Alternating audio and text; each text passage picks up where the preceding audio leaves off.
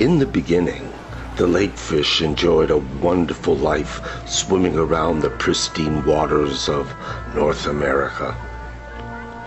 But this was to change with the arrival of people, settling everywhere across the land and particularly around the lakes, thus changing the lives of the fish forever. Amen.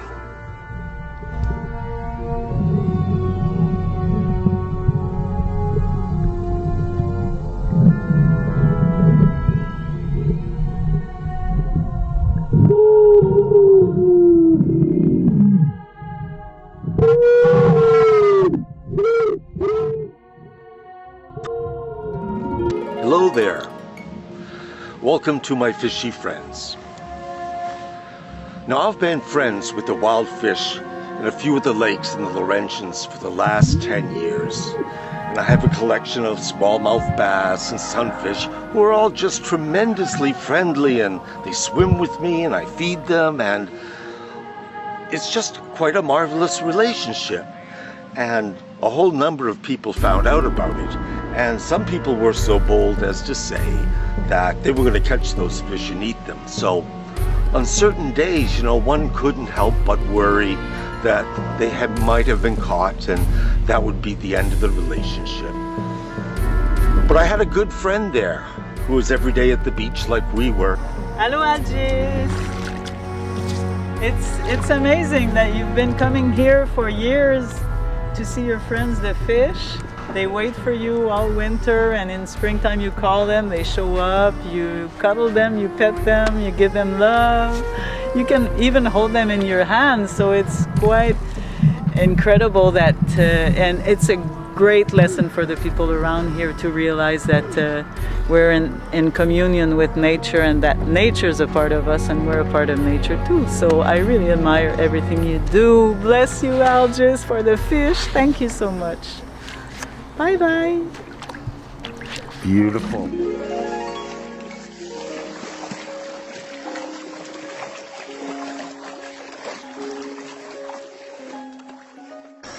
Hi, I'm Liz Edwards.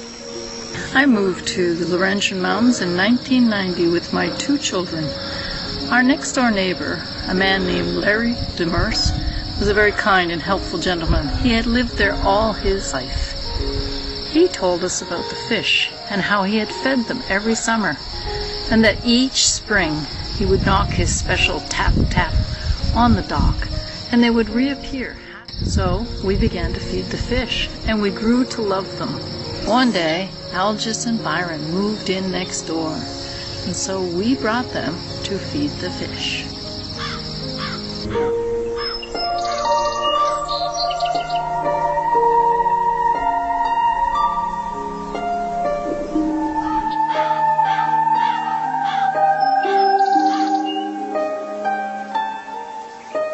This video is dedicated to my partner, Byron Ayanoglu, who was a real aquatic.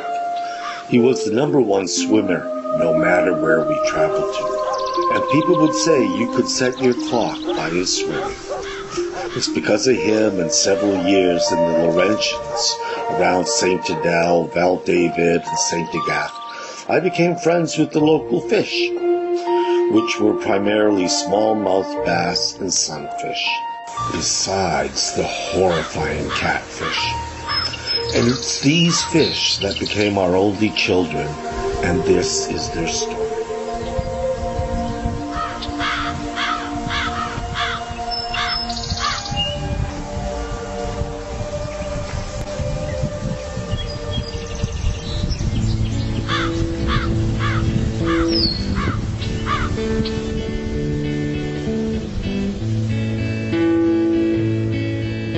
My husband, Byron Ayanoglu, taught me to love our oceans, lakes, and rivers during our time together. Watching the fish, wild and free.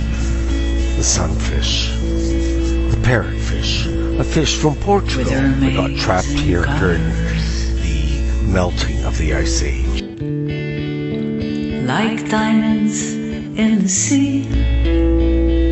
Now this smallmouth bass here I've called Claude Monet, and I have known him for 7 Did you know years. that they can feel the pain? It's a fantastic, wonderful relationship Did where you we know both that learn they from each can other. feel shame? Believe it or not, this is one of my signals to my fish. Guess what? It's the eve of my birthday. Hello there. Sure, it's my birthday, but I'm jumping forward now to 9 months later than shooting this scene. And what I have found is that with a lot of my underwater footage, there's a certain sound that's taking place there when the fish are amongst me. And I think it's communication between the fish themselves, that fish actually make a series of sounds and that communicate their feelings and their thoughts of the idea. And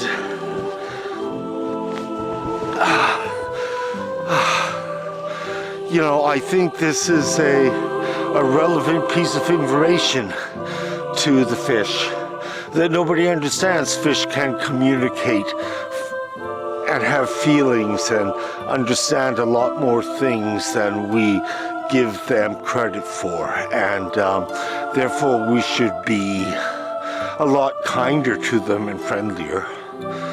And with that said, you know, I hope the best for the sunfish, because it's these fish that I first encountered these sounds when I became friends with them at the start, and it just continued as I watched the footage, this strange sound in the underwater camera, and now I do suspect there is communication between fish with a series of sounds and pulses and whatever, and I find that pretty amazing.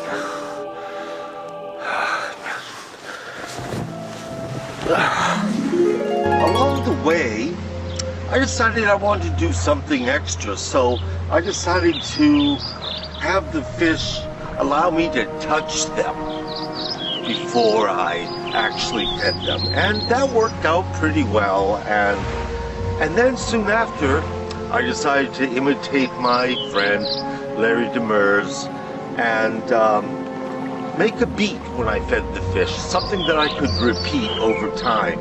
And that beat was the hockey beat, which was dun dun dun dun dun dun dun dun dun dun dun dun dun. So I did that, and I didn't think much of it, but I did it for a couple of summers, and then I moved back to Montreal and didn't go much up to the Laurentians for about 5 years, until some friends came and wanted to visit the area. So we went up there and went back to where Larry used to live, and I thought, you know, I told them I used to be friends with the wild fish here, and they didn't quite believe me, but I decided for, again, the halibut, that I would bang some rocks together in that manner, which I had, and see what happened. And miraculously, within a couple minutes, 2 bass about this size showed up and immediately caught eyes with me. And I couldn't believe it. You know, fish have a 5-year memory. So it started me off doing something with fish all over the world and in a variety of places. And I just think that's such a good thing.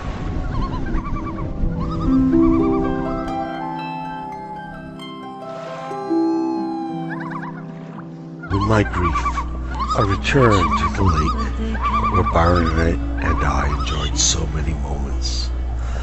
Life is different here. It's almost relaxing. One searches for answers, but the answers are too plentiful.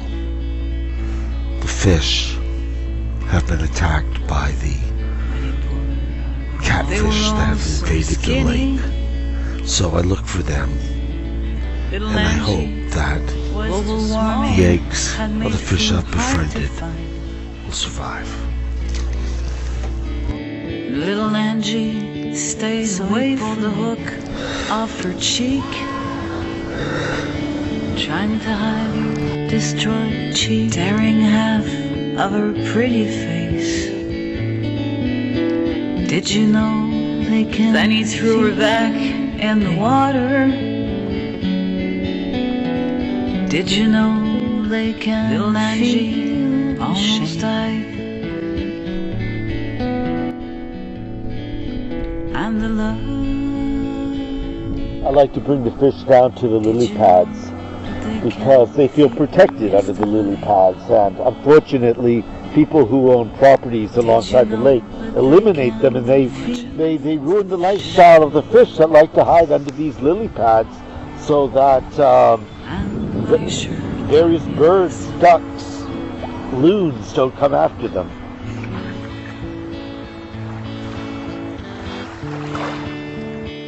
Even if you're tiny and small, you might have the greatest heart of All of life comes from the water. There are water gods everywhere, all. You can from India to Thailand to Middle East, Northern Ireland to South America, to even here among our natives. Signs of waves and fish can be found. and the love.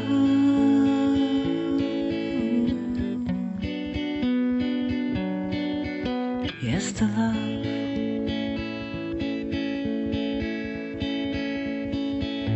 From watching my friends to fish, they sure taught me a lesson.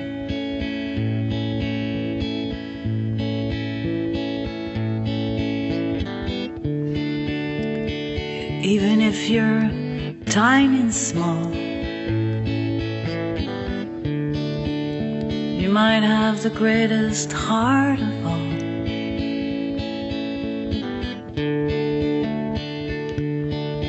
You can feel,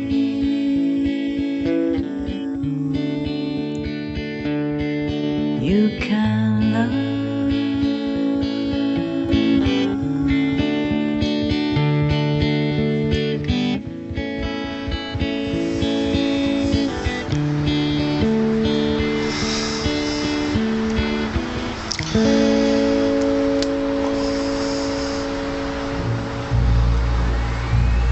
When you're underwater in a lake trying to take pictures of fish, you're not allowed to touch anything.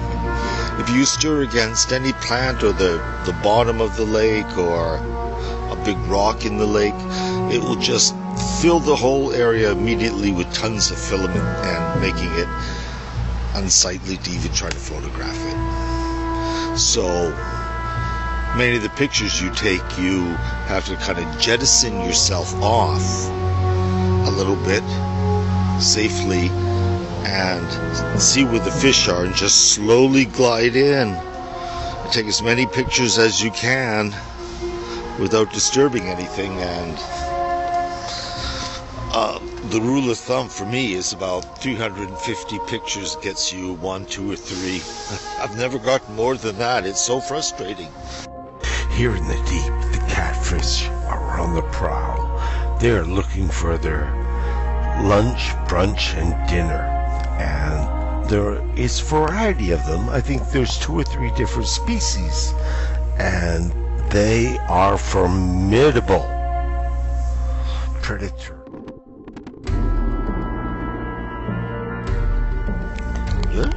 The catfish. The catfish. Catfish is going to eat us.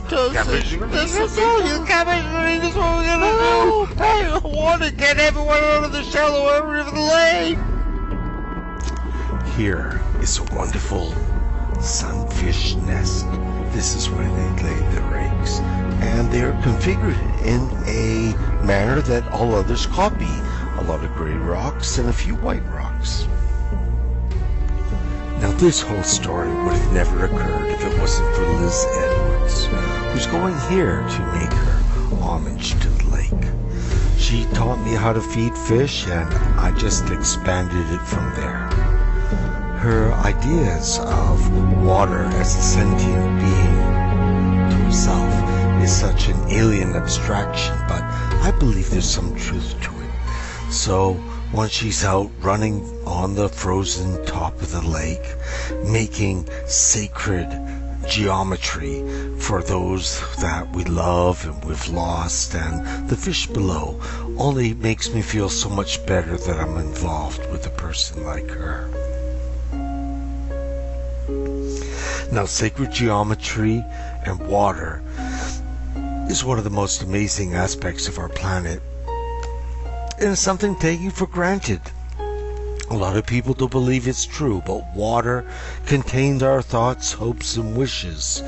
And to actually go out and physically make sacred geometry on a lake top can only benefit all those sentient creatures that rely on the sacred subject, such as water, as ourselves. So Liz runs on and encourages me, and I have furthered her original teachings up to the point where I touch and cuddle the fish. The fish remember me year after year, and some fish, over 5 years come back when I beat the sacred tune that I taught them when I was feeding them. So life is evolving around water, light, sun, and love. Masaru Emoto, a Japanese author of The Hidden Messages of Water, believed that human consciousness could affect the very molecule structure of water.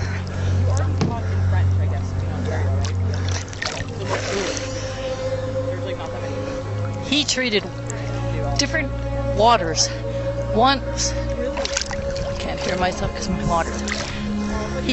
He did experiments where water was treated badly, roughly, shouted at, spat on, and other water was treated lovingly, kindly, blown kisses to. Then he froze this water. When he compared the ice crystals, he found that the good water, the water treated lovingly, was exquisite formations, beautiful to look at. And the sad, badly treated, abused water was fractured and broken and ugly. He believed that water remembered and could pass these good and bad feelings on to us. What better way to get to know water than to be friends with the very living beings in the water, the fish that I fed and swam with. One day, my children became quite ill with a terrible cough, left them pale and gasping. Desperate to bring their fevers down, I got them to bathe in the water of the lake, where the fish swam. They recovered remarkably. By the end of the day, they no longer coughed. After that, I knew when they were ill to ask them to bathe in the lake. And when it was too cold, I collected water where the fish swam, and they drank it and recovered rapidly. Fish are involved in today's society through the pet industry, the recreational fishing industry, and fish farming. Fish are also essential to the oceans, lakes, and river ecosystems that we all as humans depend on. While fish are often thought to lack intelligence and emotional capability, they are in fact sentient creatures, meaning they have feelings and can experience both positive and negative emotion. That's wonderful.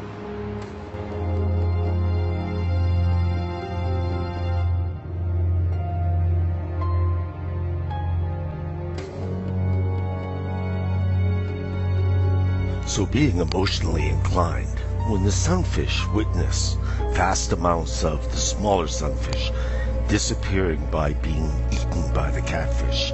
They live in fear. Contrary to popular belief, fish do have great memories. Some species of fish can recognize and remember humans that give them food rewards, which I've been doing for 7 years. And the fish always recognize me. They like to catch eyes with you, and they like to come right up into your face and see you. So the fish that are friends with you can identify you, and you create a bond between each other. Fish can also remember musical tunes. One group of researchers fed their fish while playing a specific song before releasing them into the wild. 5 months later, the fish returned when the song was played at sea. Now, being friends with any kind of fish is such a beneficial, therapeutic thing for your heart, mind, and soul.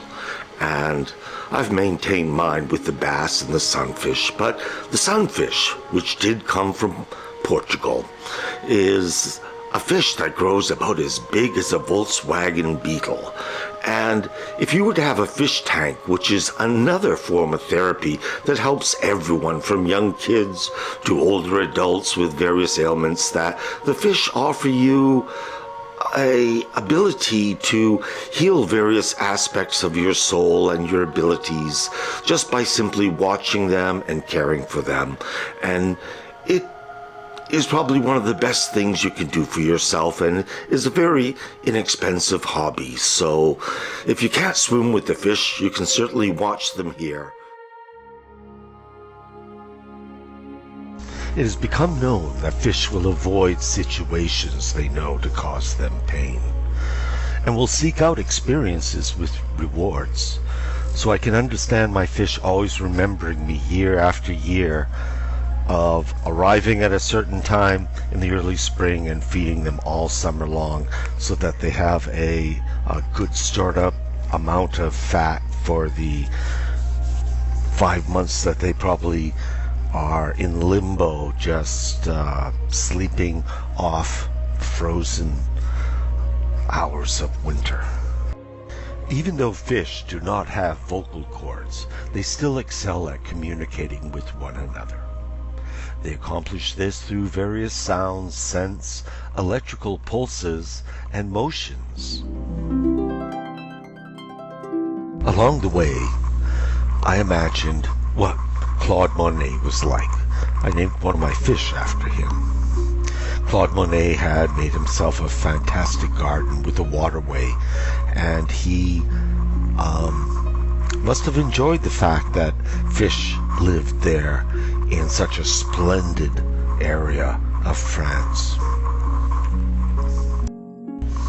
So it occurs to me occasionally that during the fall, as I am no longer swimming because the water's too cold, what do the fish think? Do they think of me in the middle of winter? Are they thinking, just in a few more months, that human will be back feeding us and caring for us? And that leaves me feeling joyous that I'm helping the greater picture of the world and delivering something to an unrecognized animal that's considered dumb, stupid, and has no feelings whatsoever, and changing that around to appreciation and love for this aquatic animal. I've noticed over the years with my fish that they have the ability to change colors depending on the camouflage needs, environmental conditions, and time of year. They also change their colors when they're being most aggressive towards other fish, trying to get my attention or keep me all to themselves. Fish are possessive and will allow you into their family of friends because they understand the beneficial nature of what I'm trying to do here. So I make an imaginary situation in which Monet is painting fish in his beautiful garden in Giverny, and that he's looking at these images of fish he's painted, and that it expands both his understanding and appreciation for aquatic life, but at the same time, the necessity for being beneficial to another animal that has so few rights here on this planet. During the winter months, I have noticed several people out ice fishing, and I always try to lead them astray. I always try to say, hey, yeah, you're right, this is the best place for the fish, or the best place is over there, to keep them away from mine.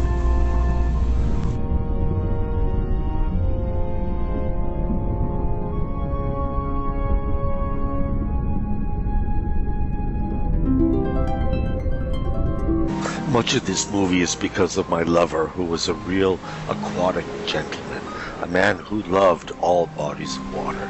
And it was through him that I found the time to become friends with the fish and to share and try to help and make their lives a little bit better because of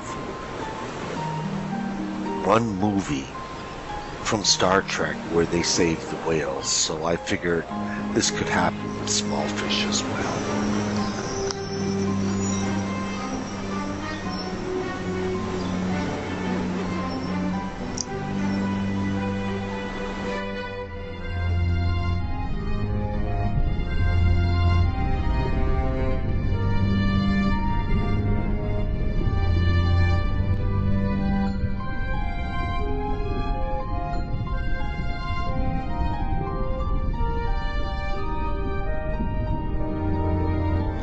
Now, the catfish is an invasive species. I don't think it really existed up in Canadian waters or rivers, but it got here by the St. Lawrence River.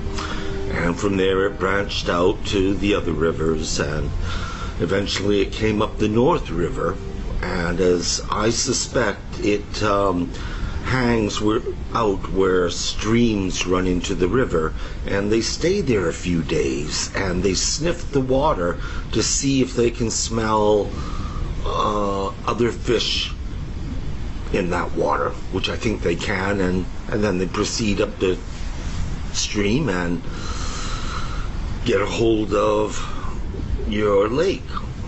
Now, the catfish are very territorial, and they're very smart. They work together in pairs and triplets. One will hide under the mossy ferns underwater, and the other two will drive the fish towards it, and so it can capture it. And so, this is pretty sneaky business. I guess, killer whales do that too, and other fish, but I don't think bass or sunfish do that, so you gotta watch out for the catfish.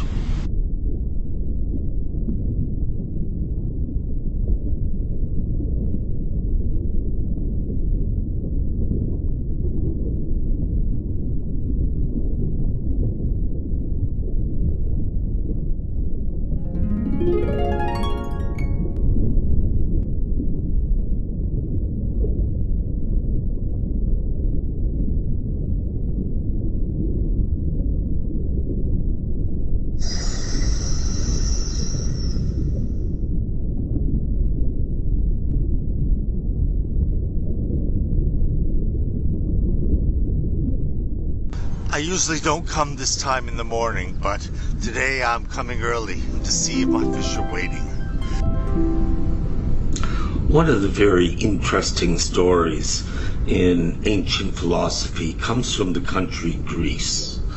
And this story pertains to that once upon a time, the most prestigious thing you could bring to someone you were trying to impress was to bring an eel. Now, the eel was considered special because it could both live on land and in the water. And if you were to bring a gift to someone, the most awesome thing was bringing an eel for them to eat. Now, it was considered, a big delicacy, and the Japanese eat it as well. Now, is eel a fish? Not really, but it's in between fish and A snake, I suppose, but who would have thought that? Eel was once the most prestigious food to give to someone. And one bright summer day, little Nicky went fishing.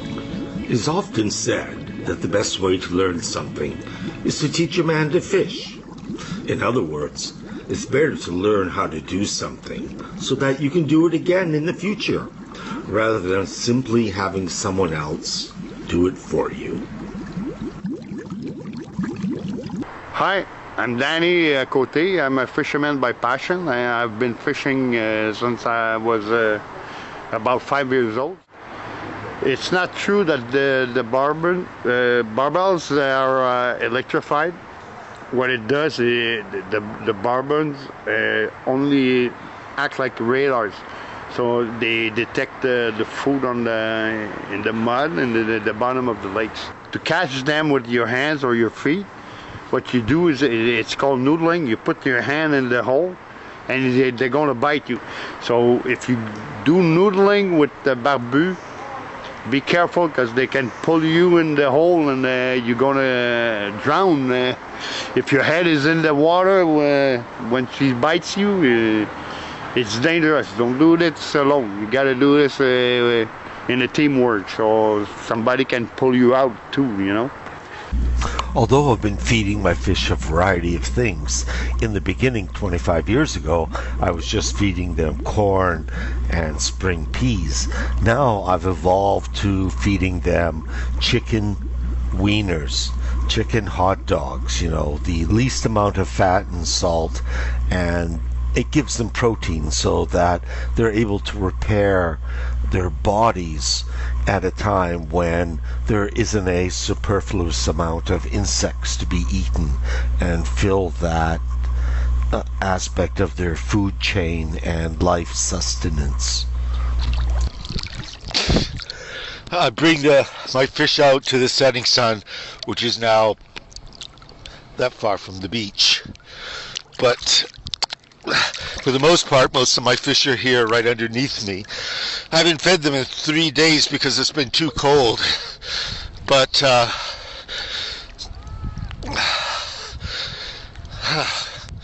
we'll take another look down there and see what feeding time looks like.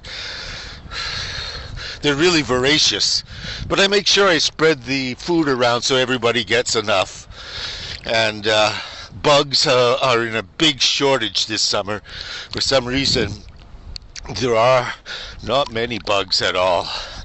So with that said, I'm going to go back under and feed my fishy friends.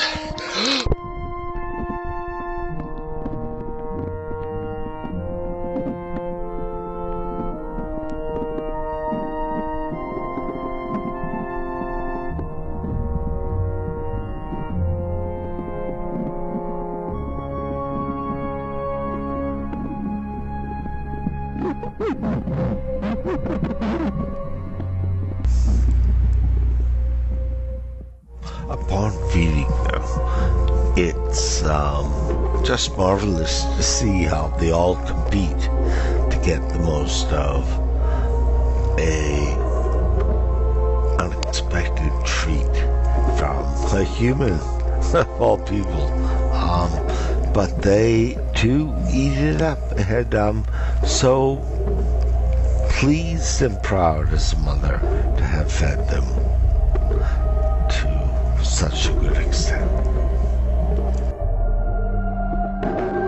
On top of the lake, all kinds of activities keep taking place, and people do see the fish and enjoy them, but they do not understand they are under a big attack from the catfish. And if it was I wonder about are the fish happy? Is my life for real? All of these things interplay with the grief of the loss of my husband, Byron Ayanoglu.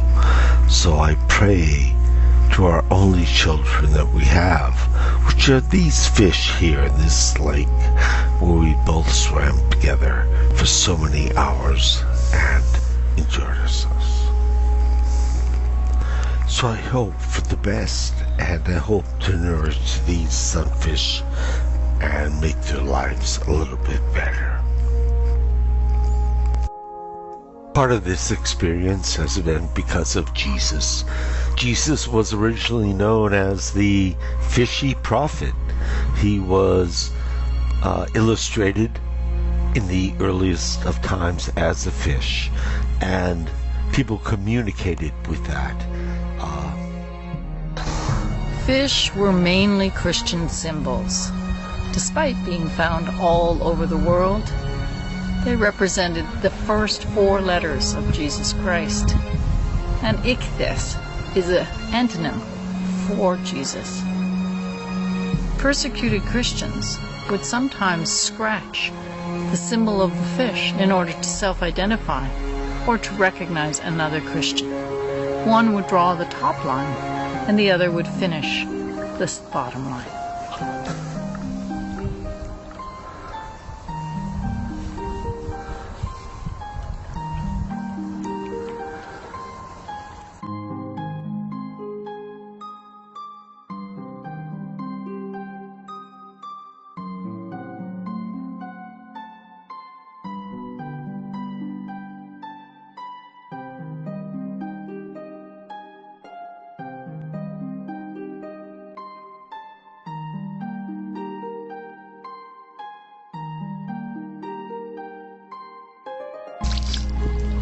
You see, what happens here is that most of the fish that exist here in Lac Round have been bought by the city from a few companies that grow fish to sell to townships for their lake. So anyways, these townships grow a variety of fish, trout, bass, and they sell them to the cities, the towns, so they can stock their lake with these fish. But what happens is these fish know nothing about the reality of living in a lake. They grew up in a small dugout, circular trench, and have been fed daily. And there's nothing to question about a life like that. There's no rock formations underwater or plants. So when they get dumped into a lake like this, they just freak out. They don't know what to do. Where's the food? What do you eat?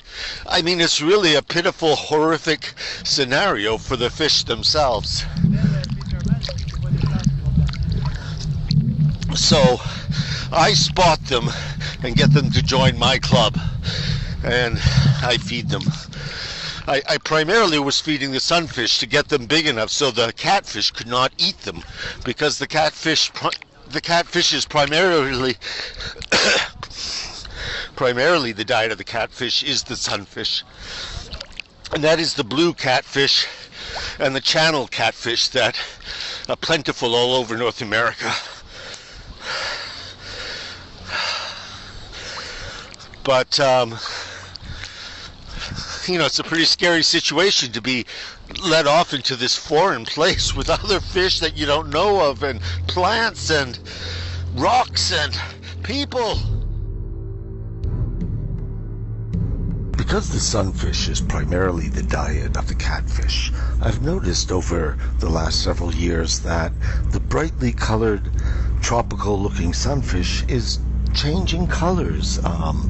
I think somehow they understand that their brilliant hues are what's causing them to be seen so easily by the catfish and eaten. I've seen whole coves of small sunfish completely devoid of sunfish because the catfish is so formidable.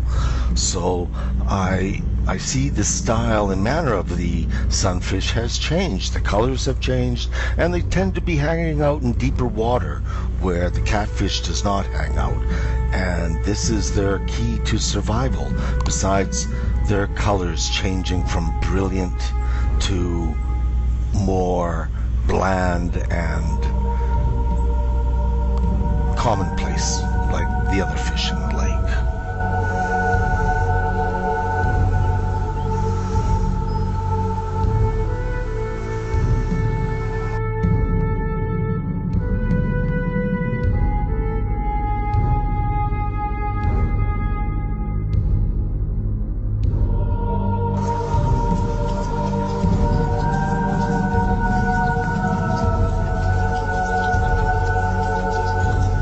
This is Lac Round.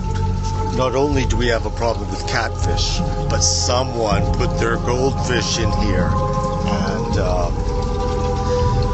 a few goldfish in this lake, and 5 years later, there were like 100 red carp, that had taken over the lake. But they're not as troublesome as the catfish is. I mean, the catfish is a real diligent predator. And it not only hunts during the day, but it also hunts during the night. And what a horrible way to go as a sunfish, that you're sleeping there at night and all of a sudden, because of its electromagnetic whiskers, it tunes into you like some science fiction scenario, and that's the end of your world. So I'm all for the sunfish. Viva la sunfish!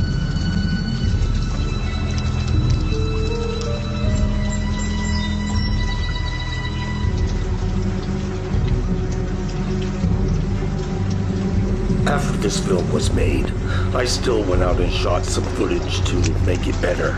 And I went out without my stereotypical purple or yellow swim shirt. And on those days, the fish bit my nipples, bit my earlobes, the ends of my fingers and toes that looked like little bits of chicken wiener. Oh my.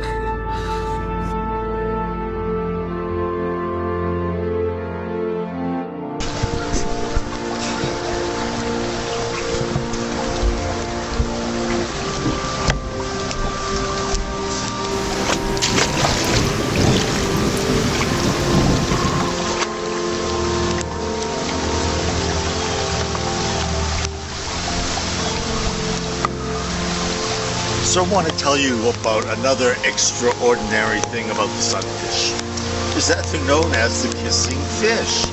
That if you become familiar with them, they will swim around you, and if you have any extruding moles or skin tags, they will bite them off cleanly, and they won't even bleed, as I have found myself. So, why spend money at the dermatologists when you can buy some chicken hot dogs, chop them up in little bits, go to where the sunfish are, and have your body manicured.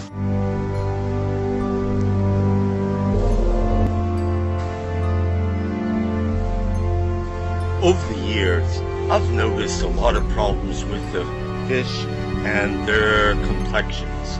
I've noticed there's a lot of sores and what looks like malignant growths and things like that, and it's primarily because of us. I mean, we put toxic things on our gardens, and our houses leak into the ecosystem with its sewage. There's chlorides put on our roads during the winter, and all of this affects the fish. Fish are also a time-based animal that if you rendezvous with them at a certain time, they're generally speaking there. I'll try to come back later on today around 3 to 4 and see if they're waiting for me. That will give me a little more conclusive evidence to their time-based lives like ours. Imagine that. In life, there's something called the fish philosophy. And the fish philosophy is to make your life better. One of them is starting your day with the right attitude. Then it's about making someone's day. Try to make someone's day. It's also about being there for others. And the final one is combining all these things together. And the final aspect of the fish philosophy is play. You should play and have a good time. Life is short. And life is so much better if you practice it. So with that said, yeah, fish philosophy is the one for me. Thank you. I've been interested in water, fish, and theology since I was a young boy, 55 years ago. And it all started from watching a variety of television shows.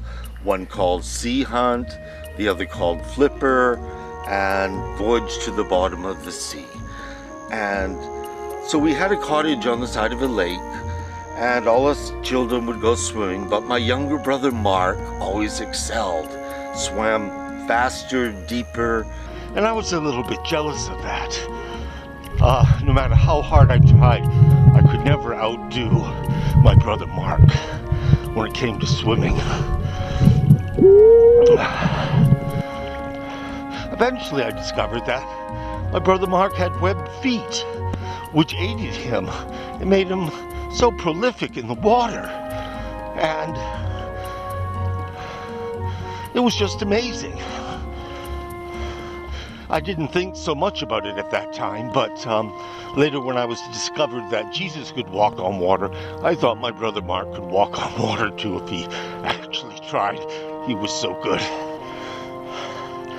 And then later, when I discovered in Greek mythology the various fish gods and lake gods, water gods, I thought to myself, maybe Mark had some of that divine luck and was blessed and was even a little bit in their league. May he always rest in peace.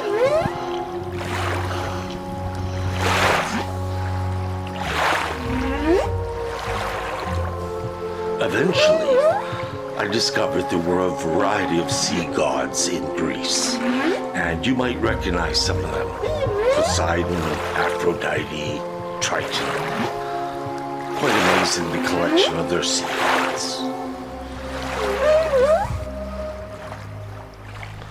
So having discovered these water gods from Greece, it always made me wonder, was my brother Mark somehow connected to them? And was he truly a special person? Larry believed he'd been reincarnated. He believed in reincarnation. He had had a past life in Egypt and knew so much about all the Egyptian gods and the mystic principles behind their belief system. He also knew about the fish god, Dagon. So, the Hebrew word for fish is dag-dag, which might have been the foundation of Dagon's name. He was seen as a half of a man and a half of a fish. The priests of the Dagon used to wear a hat that resembled the open mouth of the fish, and to this day, that is what the Pope's hat looks like, an open mouth of a fish. So this is how the impact of Dagon influenced all of us and all of our higher religions. 3 goddesses of the earth, who send a loving grace and benevolence towards what might be considered the mind of the planet, which is water, an alien substance that came here from outer space, yet everything pertaining to life relies on it. So because of our civilization's carelessness, we need goddesses such as these, who embrace the living vitality and health of our oceans and lakes. It is these that contain the variety of fish within them. And by offering healing love, appreciation with gratitude, it is this devotion and cure that is so vastly needed by our planet. Now, of course, we should stop fishing and let our oceans heal themselves and all of the life within. This is because the fish are very much like the components of our blood. Without the fish in our oceans, they are only barely alive. Therefore, we must develop ourselves to be appreciative of the fact that this is a major gift from the universe. So to have a planet with such a major resource, that we should all prioritize this. Perhaps we should develop one sacred rule on the planet Earth, that thou shalt not contaminate fresh water, salty or fresh. Amen. Hello guys, my name is Sebastian, Guévin Francoeur. I'm fresh from Montreal and I lived in the mountains, Laurentides, Quebec, Canada, all my life. And I've traveled a lot in the world, and what I can say about fish is that, well, for my own self, I think that fish is the food of the gods. When you go to places where they fish since so many 100 years ago, well, like Spain or whatever in the world, because fishes are fished all around the world since so long. And I think that we should really take care of this world of the oceans, because I think it's a food that can just bring us peace and comfort in our own body. So I will just say to you guys, take care of fish in the world, and appreciate every time you eat some fish or whatever product come from the fish, because it's very important in this world. And I think it will always be. It's like a value for eternity, kind of. So taking care of all, peace, take care. Hey, thank you.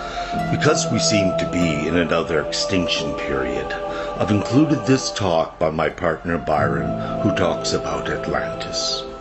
Because what befell them is certainly going to happen to many of us due to global warming and the melting of the glaciers.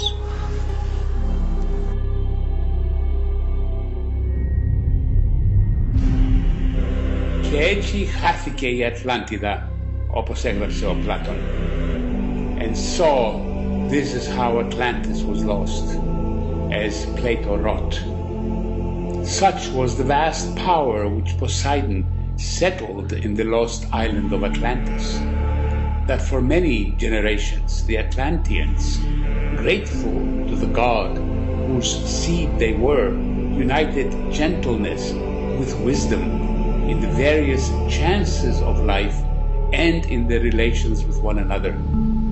They despised everything but virtue, caring little for their present state of life and thinking lightly of the possession of gold and other property, which seemed only a burden to them.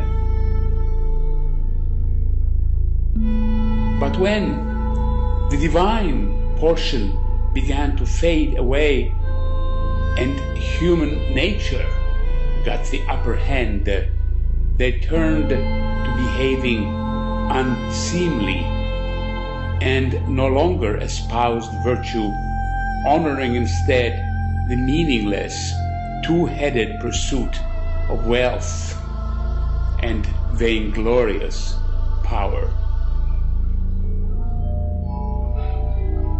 Zeus, the god of gods who rules according to law and is able to see into such things, perceiving that an honorable race was in a woeful plight, decided to inflict punishment on them. He summoned violent earthquakes and floods, and in a single day and night of misfortune, all your warlike men in a body sank into the earth, and the island of Atlantis in like manner disappeared in the depths of the sea. It's always exciting down here because you never know what you're going to find. Today, I found 3 people fishing in this pond where it's illegal. So I had to tell on them, because if you just look over there, you will see my fish are just swimming about waiting for me, you know. And today I got the good stuff. I have pure pork sausage that I'm going to feed them, which I have to do very carefully because the guard doesn't want me to really feed these fish, but I feel I have to because the fish are undergoing such a big crisis at this time. This is where my fish hang out, down here, and I've been friends with them for 5 years. They've come back, you know, every year for 5 years, and it's quite amusing.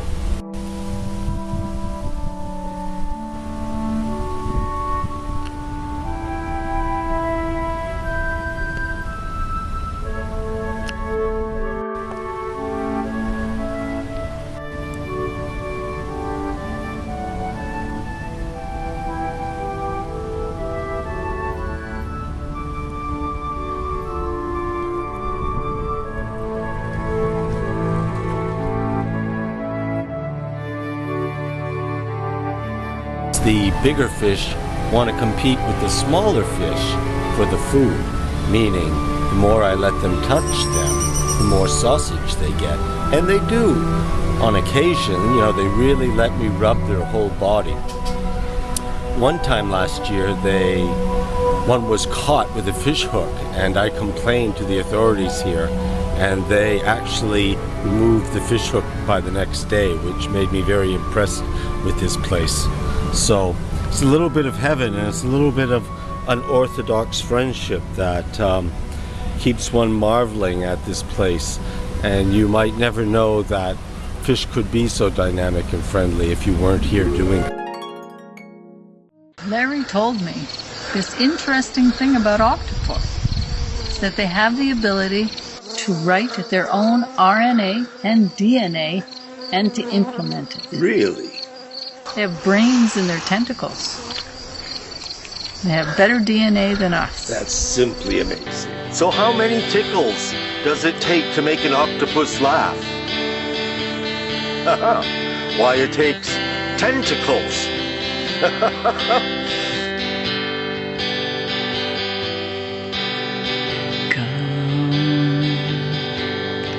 With me, and you will see where I have been in my head and in my dreams. All the lakes and rivers I swam into, all the oceans where life took me to,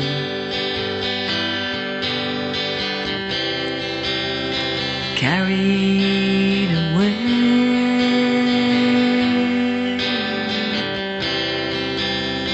dancing in the waves. Close your eyes when you feel sad as black clouds, seasons go by,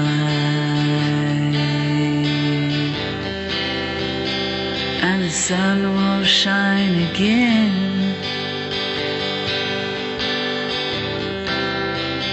There are treasures in the river,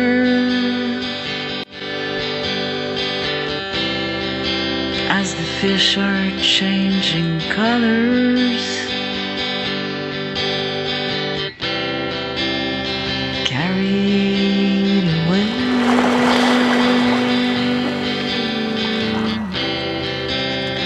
dancing in the waves.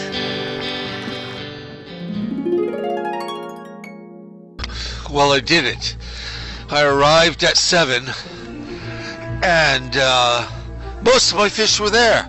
I had about 25 sunfish and 4 smallmouth bass, and they're always waiting for me, and I love them.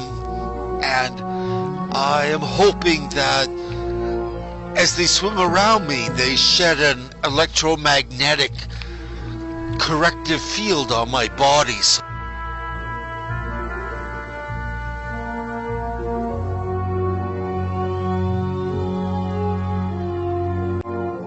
I can feel them rubbing against my legs as I'm swimming back.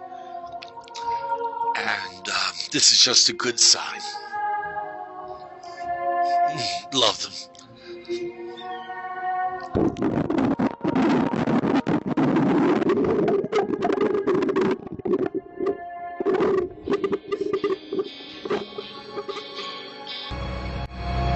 Oh my.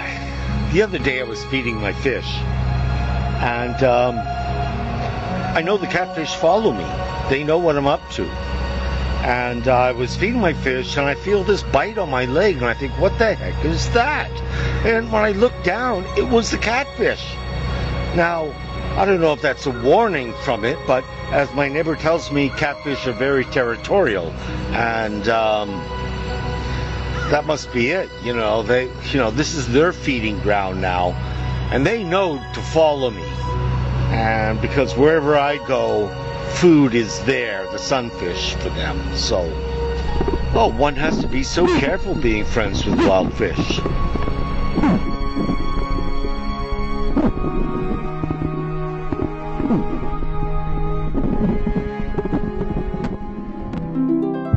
You see, with bass, even though you're the same size as the catfish, you really can't sleep. Because if the catfish comes from behind and destroys your tail and you have no ability to move forward, you'll be laying there at the bottom of the lake while they slowly come and eat you alive. A most disgusting death. When I'm swimming in the lake, I encounter other swimmers who stumble upon me and my fish, and I see how they interact. They, generally speaking, are curious, but they're not as friendly as they are with me because we look so drastically different. So they come back. But if the swimmer stays there for a while and there's not much more reception or interest in them, they do swim back over as they swim away, which I think is a bon voyage. Fish have the ability to give you a bon voyage. So guess what? Today I'm feeding my fish cherries. Yeah, you heard that right. I'm going to give them chopped up cherry. Have it here in my chest. And we'll see what they think of that. That's rather exciting for me.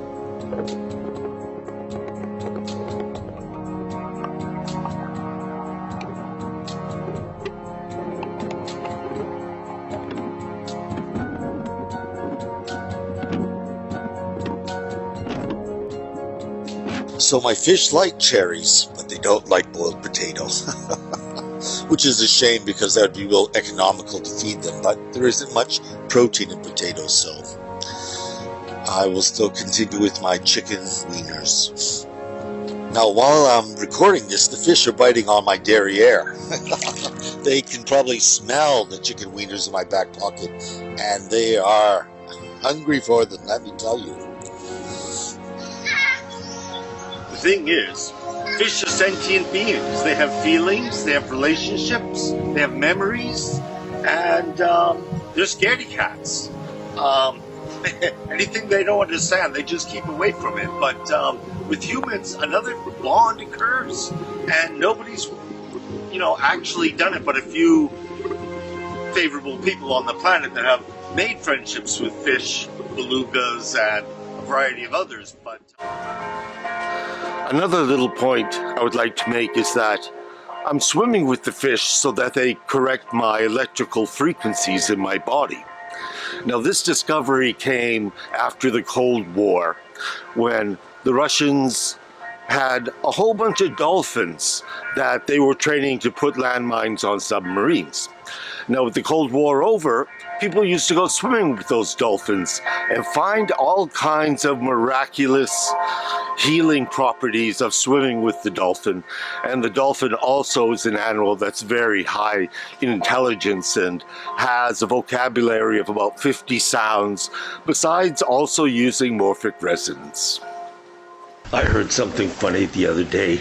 A person said they thought fish ate seaweed in order to get high. No, of course, I don't want anyone eating my fish, but 3,500 years ago in Egypt, they knew that the omega-3 fats in fish enhanced their pineal gland, which is the third eye of the human being, that which enables you to have religious experiences and knowledge outside the mainstream.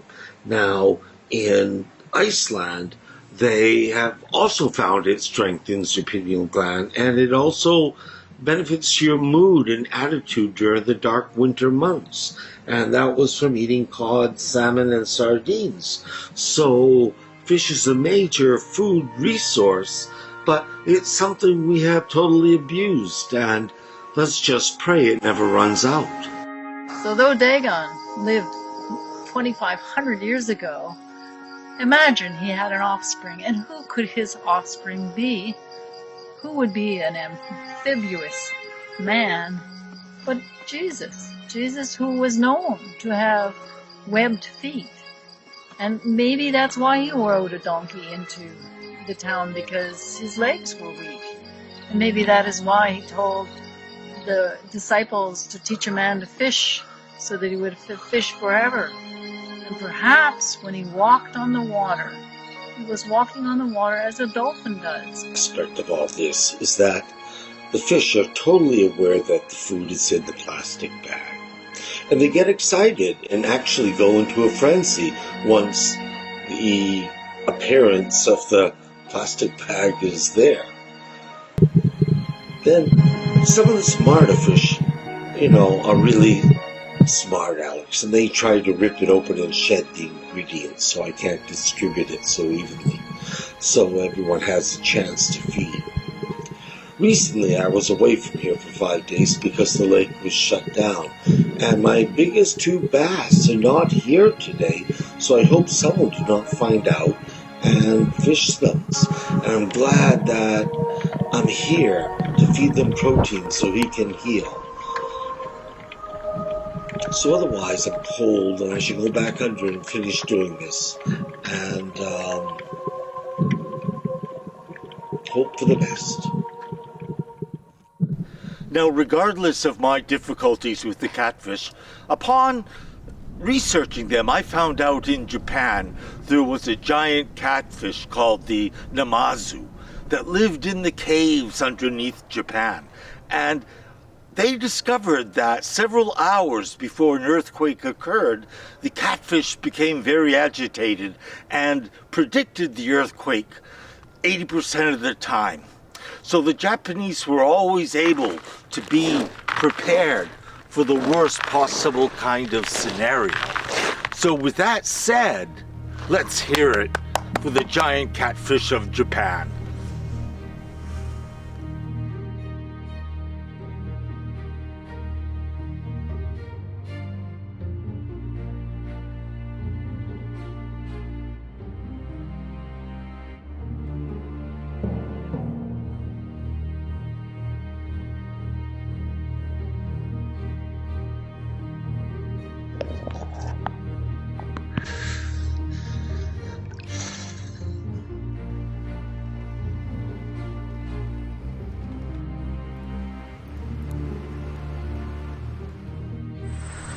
My name is Nina, and I am the mermaid of this lake.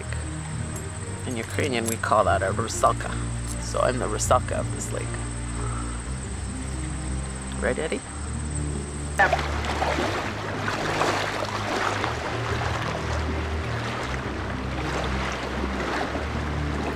Blur out the cellulite.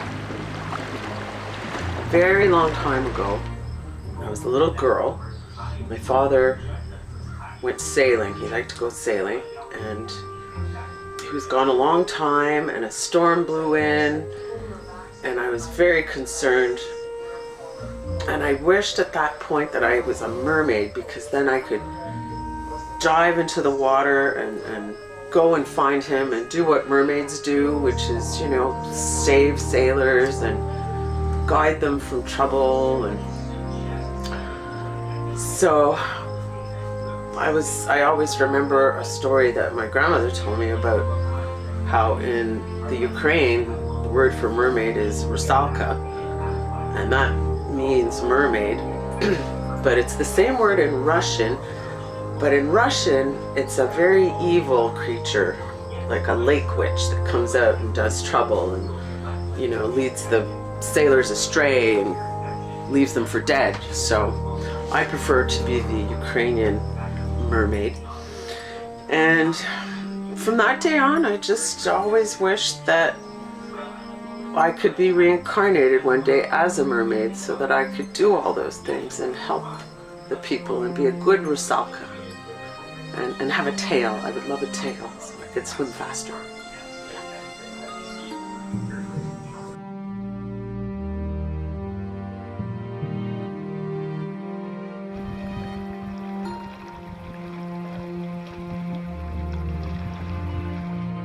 So when you're out in the ocean, what does the sea ever say to you?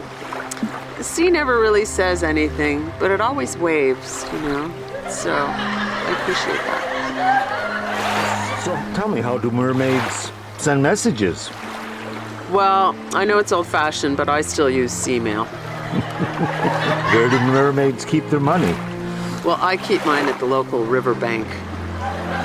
It's safe. All the trout go there.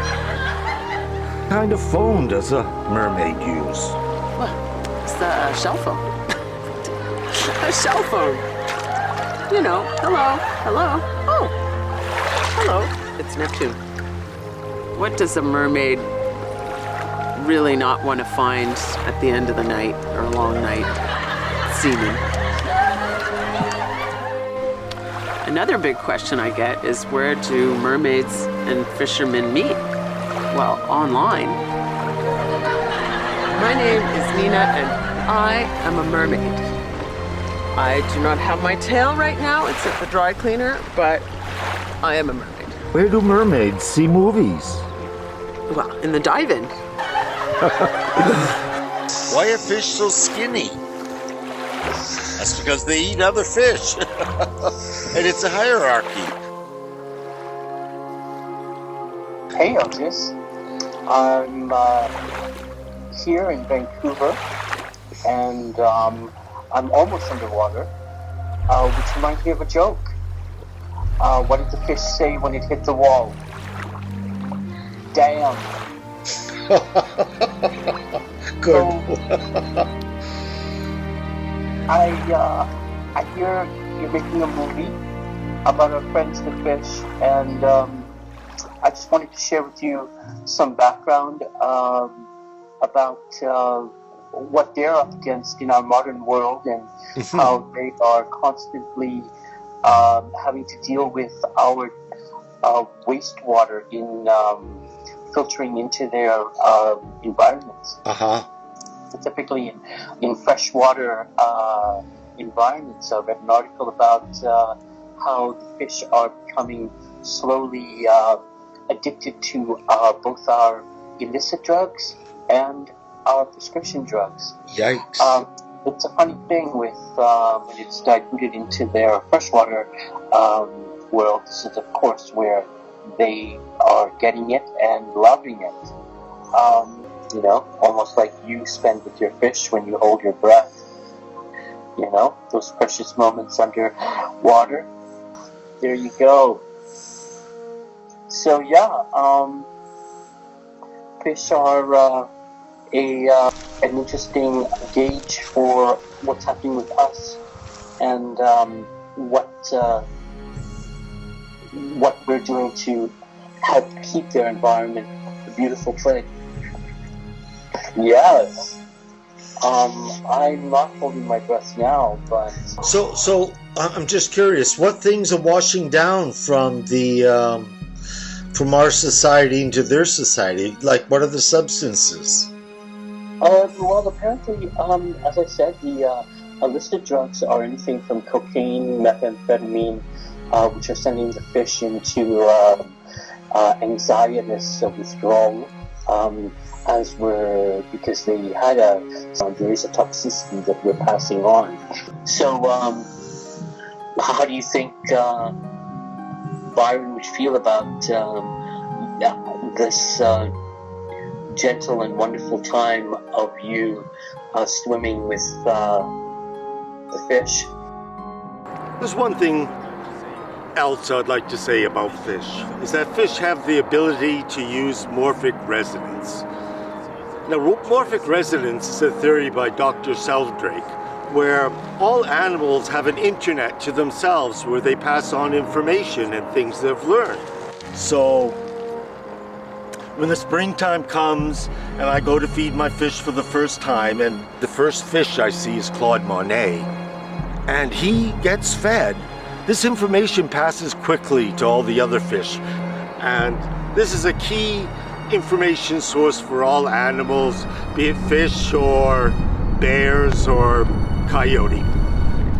Morphic resonance. Maybe you're just a merman. Perhaps so.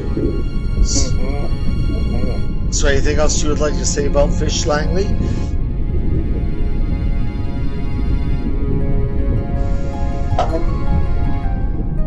Just that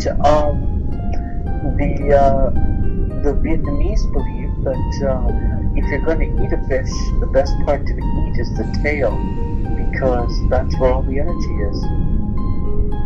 It's the thrust of everything that is fish.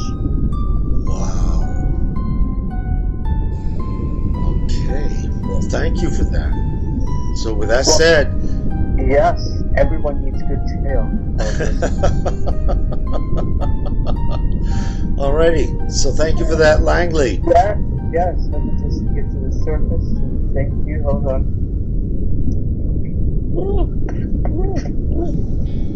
Here we go. Okay. Bravissimo. After a hard winter, I came back on the water to see my friends, the fish.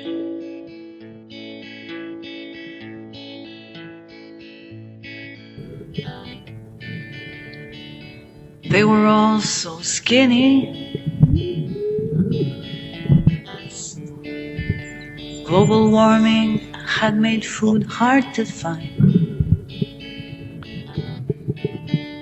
Little Angie stayed away from me,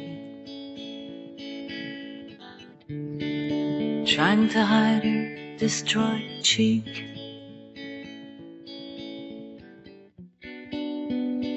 Did you know they can feel pain? Did you know they can feel the shame? And the love.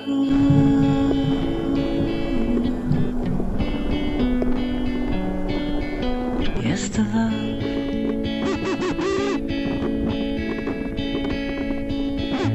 From watching my friends to fish,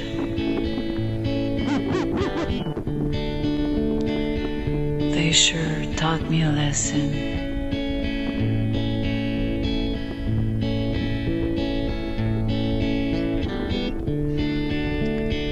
Even if you're tiny and small, you might have the greatest heart of all.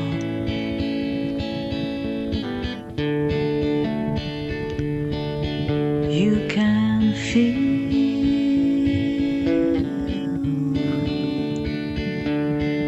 you can love.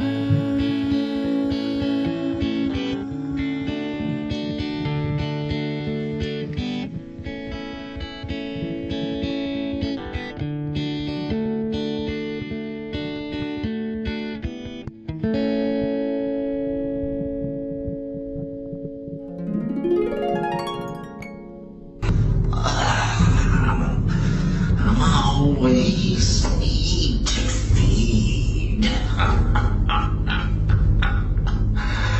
I must eat, or I get an upset stomach, you see.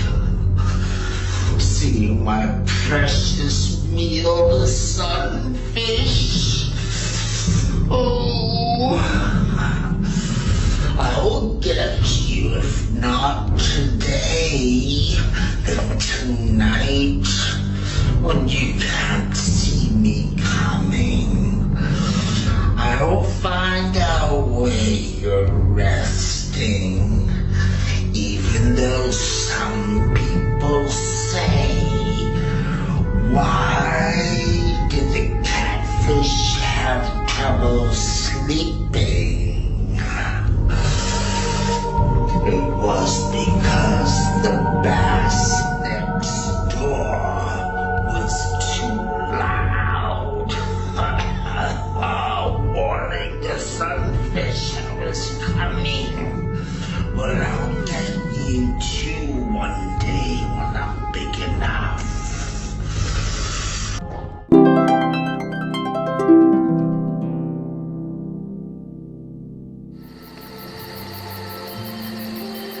Good afternoon. I'm Dr. LaRue. I'm a retired physician. Sometimes, on occasion, people come to my office asking about clammy, sweaty, cold hands that they refer to as this fishy handshake.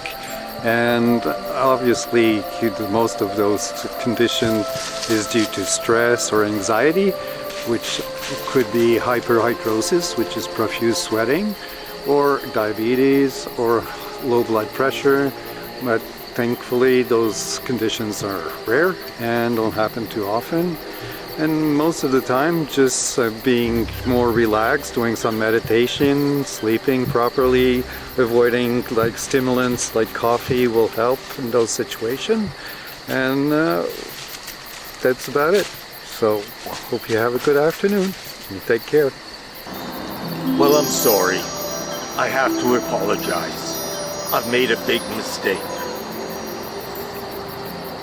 It's not the catfish that are terrifying the sunfish and eating them all. The culprit is actually the bass, whose primary diet is the sunfish. And in fish farms, they feed the bass sunfish. So all fish eat fish, and no one is to blame. And I feel sorry for treating the catfish so badly, thinking it was them, because at one point I had several big bass and several big catfish, and the sunfish were just disappearing, although I never ever saw either fish eat one, although I kept looking for it. So I forgive the fish, and I forgive Mother Nature for stepping in and making accusations that were incorrect. May nature carry on as she beautifully does, and the rest of us, let's just live long and prosper and use the fish philosophies. Can be found in all the species that surround you, in all the lakes and rivers you'll swim into, all the oceans where life will take you to. Well, all things change with time. People come and go, and so do the animals. Unfortunately, this year I suspect Claude Monet, Aphrodite, and Cleopatra have been caught and probably consumed. The catfish has taken over. The catfish attacks me and bites me, tells me it's his territory. Claude Monet, Aphrodite, and Cleopatra are no longer swimming with me after feeding time back to the beach. Oh. So may all these fish rest in peace, and my two other great fish, my dear husband Byron Ayanoglu, and my good buddy pal Pierre. May they all enjoy excellent days in heaven.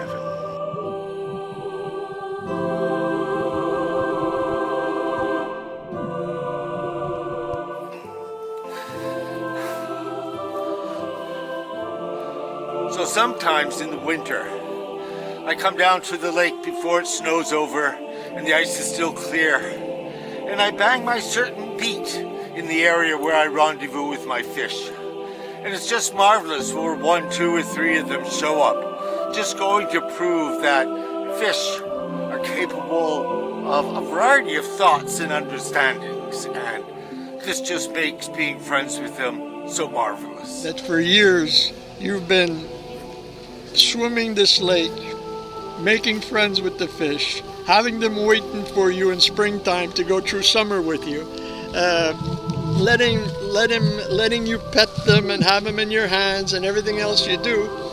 And it's just a wonderful lesson for mankind that we can have this communion with nature, that nothing is a stranger to us. We're part of it all, and it's part of us. So bless you, brother. I just enjoy what you do.